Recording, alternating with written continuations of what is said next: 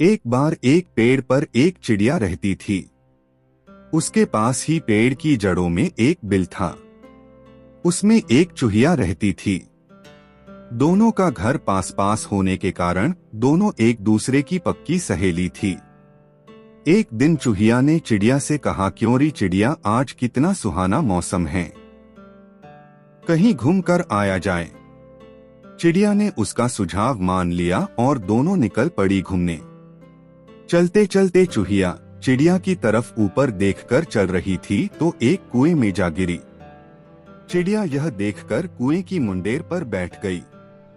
चूहिया ने कहा, चूहिया ने कहा, री चिड़िया बहन, अब की बार और बचा लो, मेरे मामा जब आएंगे तो खिल पतासे लाएंगे, मैं तुझे भी दूंगी।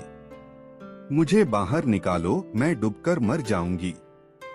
चिड़िया ने कुएं के पास पड़ी रस्सी को कुएं में डाल दिया, जिस पर चढ़कर चूहिया बाहर आ गई। चूहिया चिड़िया के गले मिली और धन्यवाद देते हुए आगे चल पड़ी।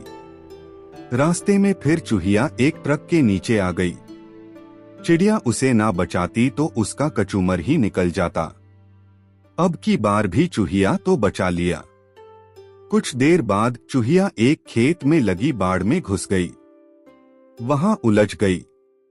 अब की चूहिया ने कहा, री चिड़िया बहन, अब की बार और बचा लो, मेरे मामा जब आएंगे तो खिल पतासे लाएंगे, मैं तुझे भी दूंगी। बेचारी चिड़िया ने उसे वहां से भी बचा लिया। आगे चलने पर चूहिया रास्ते में एक जगह लगी आग में घुस गई।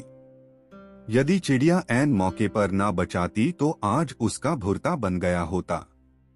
चूहिया कहने लगी, यदि आज आप मेरी जान ना बचाती तो बहन मैं तो मर ही जाती। अब तो मेरे मामा जब भी आएंगे मैं तुम्हें अवश्य ही खिलपतासे खिलाऊंगी। दोनों बाहर घूमे, खूब मौजमस्ती की, खूब मौसम का लुत्फ उठाया। काफी घूमे, खेतों की हरियाली को खूब आंखों में उतारा। शाम होने पर घर आई।